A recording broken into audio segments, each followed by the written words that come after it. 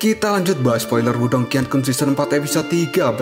Oke lah, nggak usah caci cot banyak bacot, kita langsung masuk aja ke pembahasan.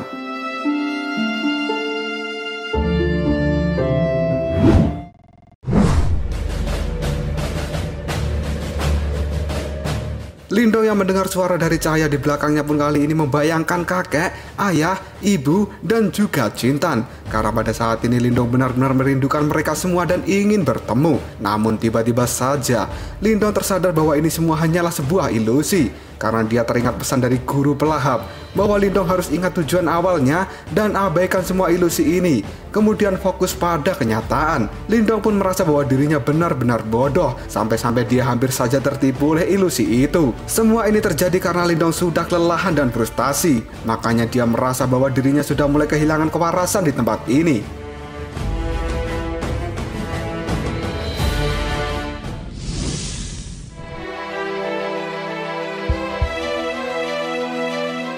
Lindong kemudian berteriak sekeras mungkin, dan dia terus berteriak seperti orang yang gila, dan tiba-tiba saja cahaya itu pun lenyap seketika. Lindong pun sontak terpana karena teriakannya benar-benar mampu mengusir ilusi yang hampir saja menjebak dirinya. Setelah Lindong mendapatkan kewarasannya kembali, dia pun ingat dengan tujuan di tempat ini, dan Lindong melanjutkan perjalanannya. Dia harus terus maju, walaupun harus melangkah 1 juta atau bahkan 100 juta kali, Lindong akan tetap maju. Sampai dirinya mendapatkan pengakuan dari simbol pelahap kuno itu. Karena kesendirian yang dirasakan Lindong pada saat ini sebenarnya adalah halangan yang harus dia lewati. Lindong pun merasa bahwa jalannya masih sangat panjang. Namun tiba-tiba saja dia melihat sebuah bola kecil berwarna ungu mengambang di depan sana. Lindong pun bertanya, apa itu? Apa mungkin jebakan yang lain? Ayo maju.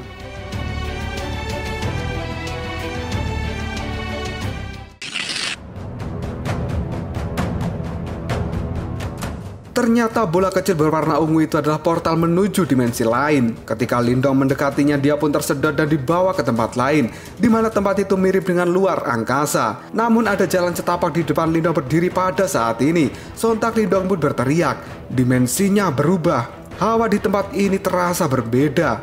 Dan di depan sana, simbol pelahap kuno. Karena pada saat ini Lindong melihat simbol pelahap kuno bersinar dengan terang di ujung jalan setapak ini. Semakin dilihat, simbol itu semakin jelas, dan itu benar-benar simbol pelahap. Lindong pun berkata, akhirnya aku sampai setelah perjalanan dalam kegelapan tiada akhir, terus menerus dan tanpa henti untuk mencari benda ini. Lindong pun terus berjalan maju mendekati simbol pelahap kuno itu.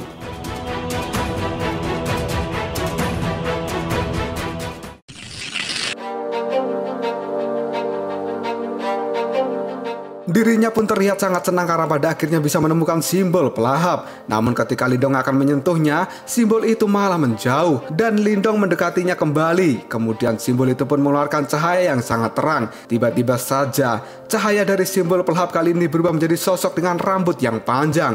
Lindong yang melihat sosok itu pun terkejut dan dia mengatakan, kau terlihat familiar. Apa kau simbol kunonya? Apa ini berarti kau sudah mengakuiku? Sudah lama sekali, tapi inilah yang kunantikan. Ayo, maju. Lindong pun mulai bersentuhan dengan tangan dari sosok cahaya itu. Dan kemudian sinar yang terang menyelimuti tubuh Lindong sampai tidak terlihat sedikit pun.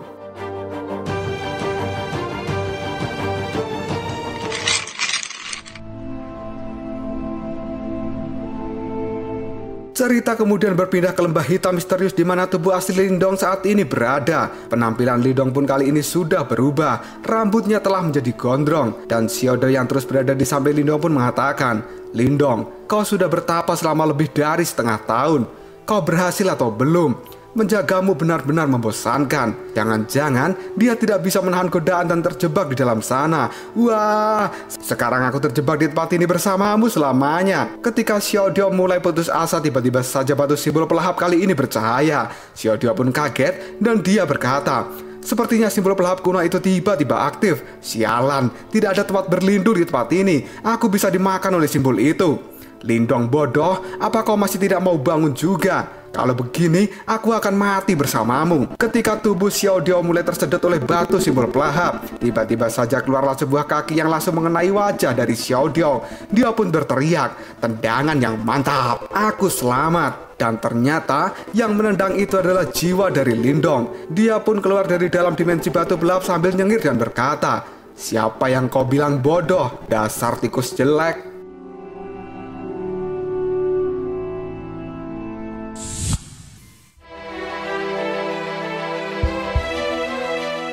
Xiaodio pun senang setelah dirinya melihat Lindong kembali. Dia segera menghampiri Lindong sambil mengatakan bahwa Lindong bocah nakal karena sudah membuat Xiaodio menunggu lebih dari setengah tahun. Dan bahkan Xiaodio hampir mati kebosanan. Lindong pun pada saat ini kaget karena ternyata proyeksi dirinya ini hanya berada di dalam dimensi batu pelahap setengah tahun saja. Karena Lindong mengira bahwa dia sudah bertahun-tahun di dalam sana. Xiaodio kemudian menjawabnya, jika Lindong menjadi proyeksi, maka waktu di dalam dimensi itu berbeda dengan waktu di dunia nyata. Xiaodio kemudian bertanya, apakah Lindong telah berhasil mendapatkan pengakuan dari simbol pelahap? Lindong pun tersenyum dan menjawab, tentu saja. Hal ini membuat Xiaodio bangga karena Lindong memiliki kekuatan tekad yang cukup kuat.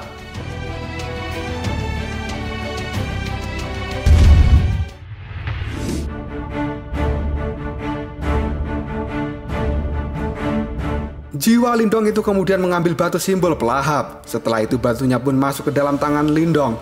Xiaodio benar-benar kagum karena pada saat ini Lindong mampu mengendalikan batu itu, yang artinya dia benar-benar diakui sebagai pemilik sah dari batu pelahap. Lindong kemudian mengatakan bahwa perjalanan di dalam dimensi batu ini benar-benar berbahaya, tapi untungnya dia berhasil. Semua itu tidak luput dari arahan guru pelahap, dan kini jiwa Lindong akan segera kembali ke tubuhnya.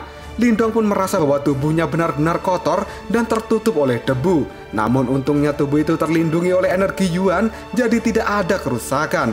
Dan bahkan rambut Lindong telah menjadi gondrong, layaknya Bambang Tampan tempo dulu. Tidak lama setelah itu jiwa Lindong benar-benar masuk ke dalam tubuhnya melalui dahi. Setelah jiwanya berhasil kembali ke dalam tubuh, Lindong pun membuka matanya. Dia kemudian berdiri dan berkata, selanjutnya kita akan berangkat mencari Xiaoyan, kemudian balas dendam pada Tengsa.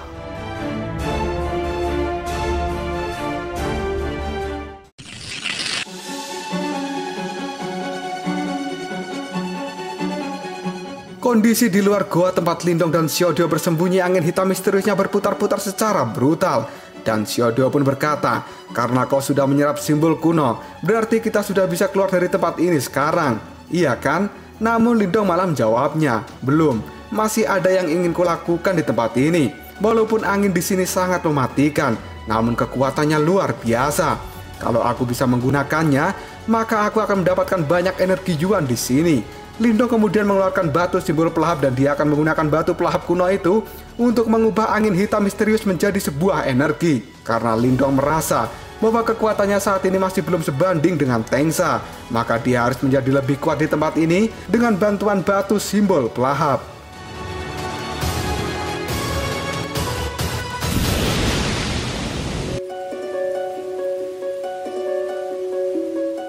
Tidak lama setelah itu Lindong pun mengangkat batu simbol pelahap dan dia menyuruh batu itu untuk mulai melahap angin hitam misterius. Dengan cepat batu itu pun bereaksi sesuai perintah Lindong. Seluruh angin hitam kali ini mulai menuju batu pelahap dan tersedot ke dalamnya. Dan Lindong pun terlihat melayang di udara dengan sangat santai ketika dirinya mengendalikan batu simbol pelahap. Lindong pun benar-benar takjub karena semua angin itu mulai dilahap oleh batu pelahap di tangannya.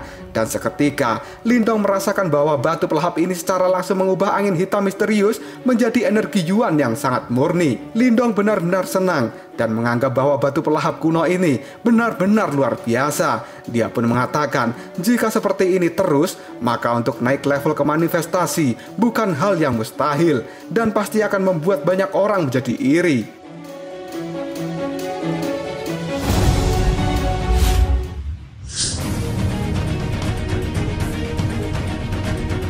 Namun di saat Lindong sedang asik menyerap angin hitam misterius, tiba-tiba terlihat mata merah menyala yang sedang mengawasi. Tidak lama kemudian keluarlah laba-laba raksasa yang langsung menuju pada Lindong. Hal ini sontak membuat Lindong kaget dan dia berteriak, "Wah, apa ini? Kenapa ada makhluk seperti ini di lembah hitam misterius?" Ketika laba-laba itu hendak menyerang Lindong, tiba-tiba saja Xiaodio muncul dengan jurus penghalang ilusi langit yang langsung menghadang laba-laba raksasa itu.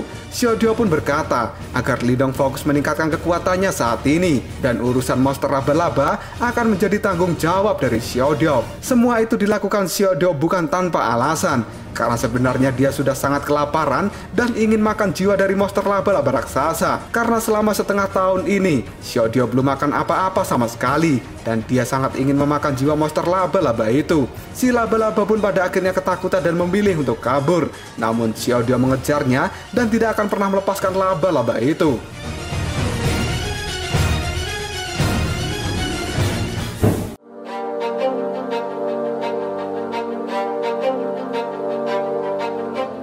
Lindong yang fokus dalam penyerapan pun kali ini memejamkan matanya dan dia berkata di dalam hati, simbol pelahap kuno menyerap angin hitam dan menghilangkan aura berbahaya di dalamnya, menyisakan energi Yuan yang sangat murni. Ini 100 kali lebih efektif daripada pil Yuan. Tidak salah lagi, tempat ini benar-benar harta karun energi Yuan.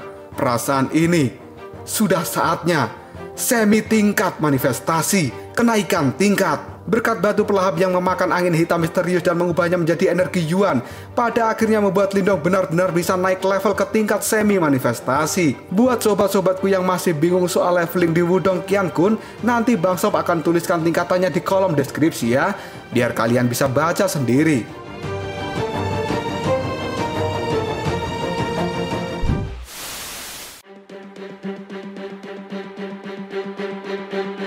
Penyerapan angin hitam misterius menggunakan batu simbol pelahap ini benar-benar rezeki nomplok untuk Lindong. Karena tidak hanya level energi Yuannya saja yang naik, bahkan energi mental atau spiritual Lindong pun juga naik ke tingkat level lanjutan. Dia pun benar-benar takjub dengan batu pelahap ini. Xiaodio pun juga memberikan pujian karena batu pelahap itu memang terlalu hebat. Lindong yang belum puas pun merasa jika dirinya lebih baik langsung naik saja ke level manifestasi. Namun Xiaodio memperingatkan agar Lindong tidak terlalu serakah.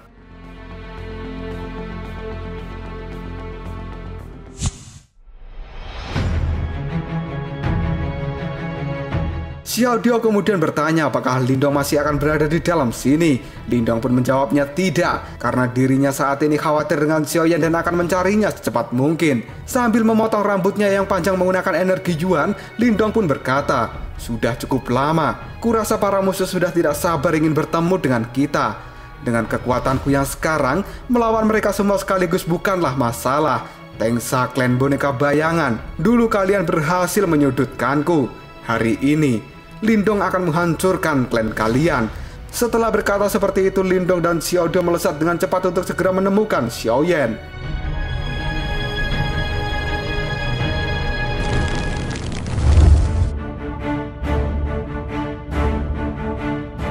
Cerita kemudian berpindah ke tempat di luar lembah. Di sana ada para murid dari klan boneka bayangan yang sedang berjaga selama 6 bulan ini menunggu jasad Lindong terlempar keluar dari lembah. Namun sampai hari ini hasilnya masih saja nihil. Hal itu membuat salah satu murid klan boneka bayangan mengeluh. Namun tiba-tiba saja salah satu dari mereka mendengar ada suara yang muncul. Salah seorang murid kemudian berkata bahwa beberapa hari yang lalu ada anggota klan yang telah diserang oleh hewan buas. Sebagian tim pencari pun dihabisi oleh hewan itu. Ternyata berita itu tidak semua murid tahu, karena ketua klan sengaja menyembunyikan berita ini agar tidak terjadi kepanikan. Menurut rumor, hewan buas itu terlihat mirip dengan hewan buas yang menemani Lindong, dan kekuatannya mungkin sudah melewati tahap penciptaan bentuk. Hewan buas itu muncul seolah-olah sedang membalas dendam untuk Lindong, dan hanya para tetua dan ketua klan yang bisa menghadapinya. Murid yang baru saja mendengar berita itu pun seketika menjadi panik dan mereka ketakutan.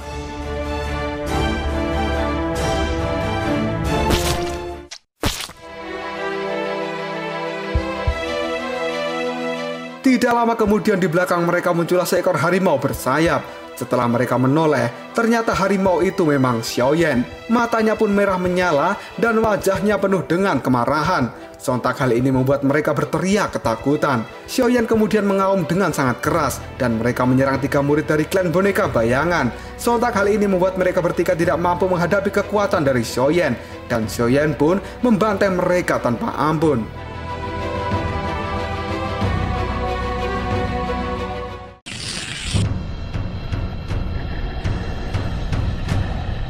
Salah satu murid merasa bahwa dirinya akan segera mati saat ini karena Xiaoyan sudah menginjak kepalanya. Ketika Xiaoyan akan menggigit murid itu, dia pun segera mengurungkan niatnya. Karena Xiaoyan pada saat ini merasakan ada sesuatu yang datang. Dari belakang Xiaoyan pun terdengar sebuah suara. Ternyata si kucing kecil itu selamat. Xiaoyan pun menoleh. Dan saat ini, di belakangnya sudah ada Tengsa, para tetua, dan beberapa murid klan boneka bayangan. Tengsa yang melihat Xiaoyan kemudian berkata, "Kau beruntung bisa keluar dari lembah hitam. Tapi kau berani menyerang klan boneka bayangan. Hei, kemana larinya pemilikmu itu? Aku sudah mencarinya ke sana dan kemari. Sepertinya kau benar-benar membenci klan kami ya." Xiaoyan pun mengaum dengan keras, matanya menajam dan seolah-olah akan segera menerkam Tengsa. Salah satu tetua pun meminta izin untuk mengurus Xiaoyan, namun Tengsa mengatakan tidak perlu, karena dia sendiri yang akan mengurus harimau itu.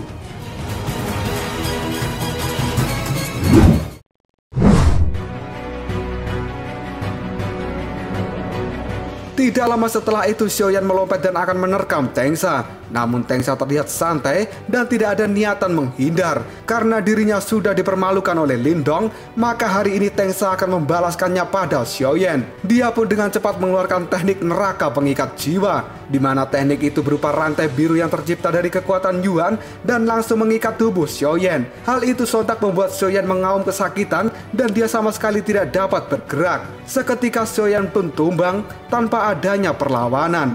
Tengsa kemudian berkata, "Dasar sampah, seperti pemiliknya." Makhluk ini belum mengerti betapa luasnya dunia. Ketua klan ini akan mengeksekusi harimau milikmu, Lindong. Kalau kau menolak menunjukkan dirimu, akan kuubah makhluk ini menjadi boneka jiwa.